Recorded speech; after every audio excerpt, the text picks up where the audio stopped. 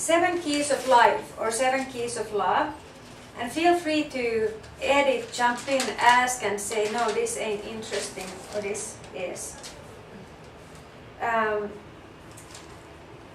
First one, so 7 keys of love and life. Prayer, meditate. If you're not the praying mantrist, so what is this type, you can meditate, walk, lie down like this in the sun on a grassy hill. Anything that allows so-called gap time between present and future, where your mind tends to leap like nobody's business and start sorting out future's bills and things like that it finds very interesting to do at the present moment, even if they are not even mailed yet. You might be already concurrently worrying about the present issues and the future's invoices. How much fun is that? That is definitely not a reason for a soul to embark on a journey.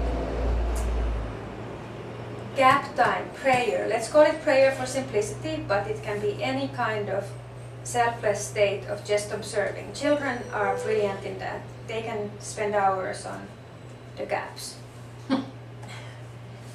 Look, there's a spider. Watched it for hours. That's good for your soul.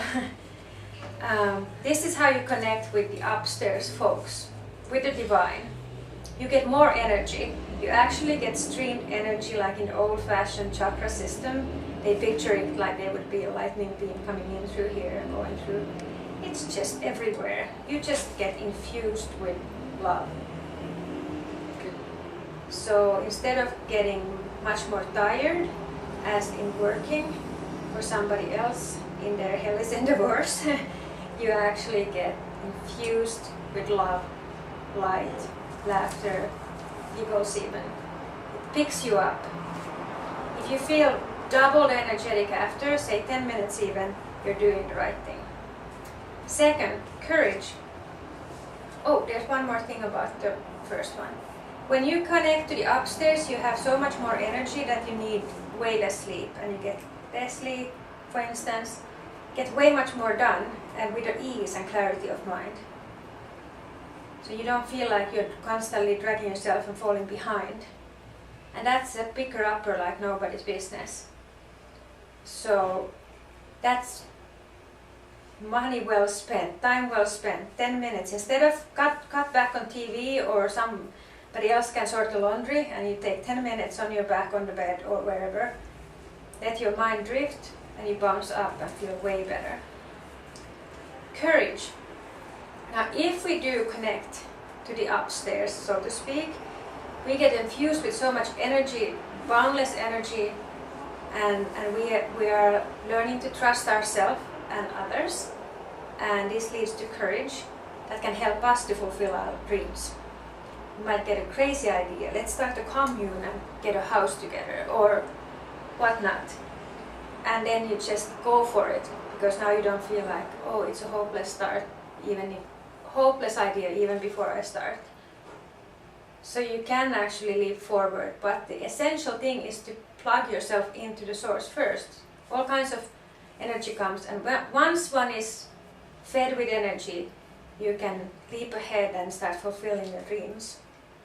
Besides, you know this came from someplace else. Slowly gathering a little bit of courage to trust. Lots of us don't trust anything but ourselves, and not even ourselves that much. Let alone spouses or friends or anything like that. Will help, but practice makes perfect. Little nudges here and there, you're on the road for a better future.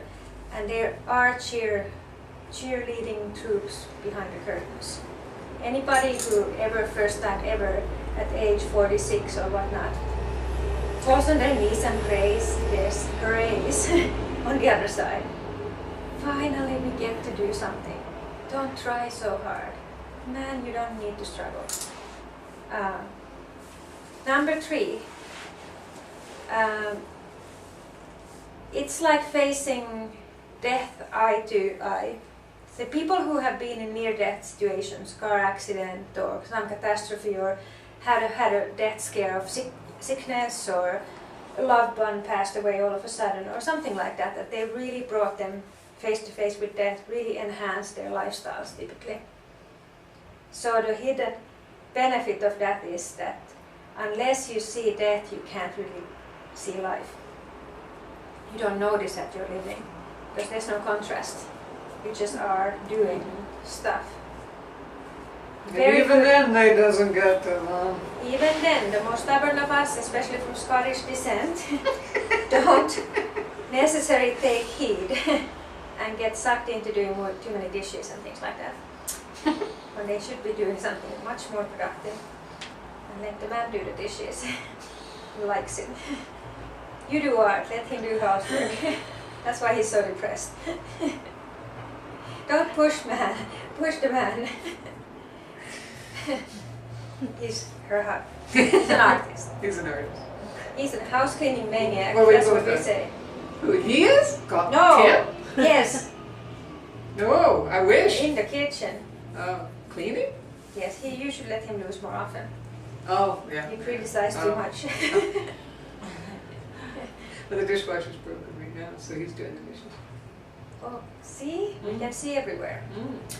Anyway, enhancement to life is death. I'm not supporting that you go and leap to your fate from tall buildings or anything. This is to the camera. Everybody here is very well aware. We're not supporting suicidal acts. Absolutely not. But definitely worth thinking about. If not there yet, we'll send someone to almost tackle you at a dark alley. So might as well start thinking about death here and there to really face life with courage and tapping into the source. Okay. You think it's over? It isn't. Anyway, next. What else can one do? It's not necessarily to get contagious diseases and so forth. You could always remind yourself that even if I die, I don't die. So if you're really fearing things like, oh, I wish I would go to Borneo, but there's all these jungle people and I'm too scared, think, what the heck, they can't kill me. Even if they would, they can't. So what? Yeah. So you just shake it off and move on. Over their dead bodies, hopefully. Maybe you're a better battler than I was, says him behind the curtain. He might have been savagely beaten to death by Borneo's natives. Well, that's in the past, so we'll just move on. Hung on a cross or something? You know? Well, then, like that's symbolic. Active being, which is doing in a state of grace. Instead of planning and doing, just start doing by getting up in the morning and feeling yourself. Do I feel like a run or a cup of coffee or maybe a magazine or whatnot? Allow yourself, don't think, oh, every morning I have to first get dressed, then brush my teeth, then just little here and there, creative freedom. Go with the flow like they say today. Or just start being, but not with your own ideas in your head, but by allowing things come up. Go to where your heart kind of leads you. If you feel like I really should stop by the record store, well, that's even old-fashioned nowadays, but by the iTunes store virtually, go and download something. Follow those little, remember the soul part, who needs to be nourished. They might be very key piece of information for your current painting or job-seeking thing or something that you just get that feeling that I'd really like to do that, then do it. Go to the farmer's market, meet some people, have a break for coffee, go to an unusual restaurant and start doing things, but not by yourself, by me, by Grace, by whoever you believe is behind the curtain on this side. And allow me to sort of put my hands through your sleeves and go and accomplish stuff. So you feel very energized, very happy skipping along, and things just get whooshed and people are not in applause and thinking, wow, that was super, how did you do that so fast?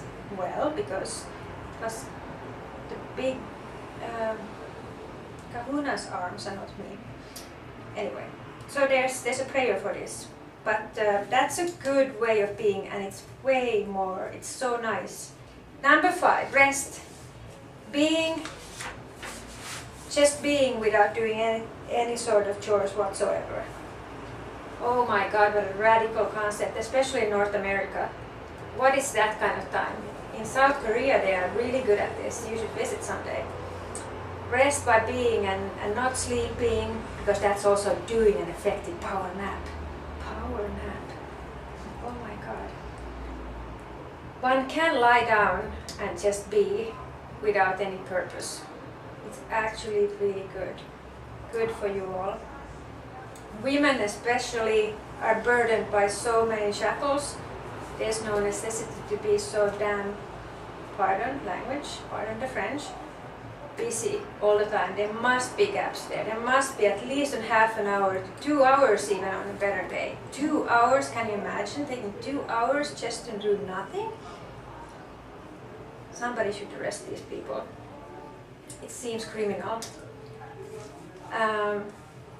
Following point 6, to allow. So if you're actually taking 2 hours to do nothing, you can allow something to happen, finally, rather than muddling it over with your own little petty cures and manicures and things like that are not that key. Lying on the grassy hill, watching the clouds, way better activity. Then, final point, love, and this is superbly key. We have a heart center here, like the Buddhists and the Christians and the Hindus, and many people talk about opening your heart and heart this and heart that. Now this might be news to you. There's 2 doors, front and back. Front door is for me love, for self-love. So you buy the fuzzy slippers that you always wanted, or you watch that nice movie that you always wanted. Anything that is nice, loving to you, you put into that front door. Back door behind, and that is to love others. So that's for helping a child with math homework, helping a neighbor with grocery, helping someone who's sick. Both doors have to be open concurrently. You cannot shut the back door, only put self-love in. Makes a really arrogant, pompous, self-centered person. Just swells with arrogant pride. Nothing out, only in, me. On the other hand, if you never give yourself nice stuff or nice moments or nice friendships and nice experiences or anything, nice scents or taste, front door don't completely close, back door always helping others, causes death ultimately. You get sick and die. This is that serious. Helpers, be aware. You can deplete yourself from all joy of life and turn into a bitter, crumbled mess, who's at times calling upstairs and saying, help, and we're thinking, well, here's a nice pair of fuzzy slippers, and came to mind, and no, I cannot allow myself such a thing. And then we get these crumbles back upstairs.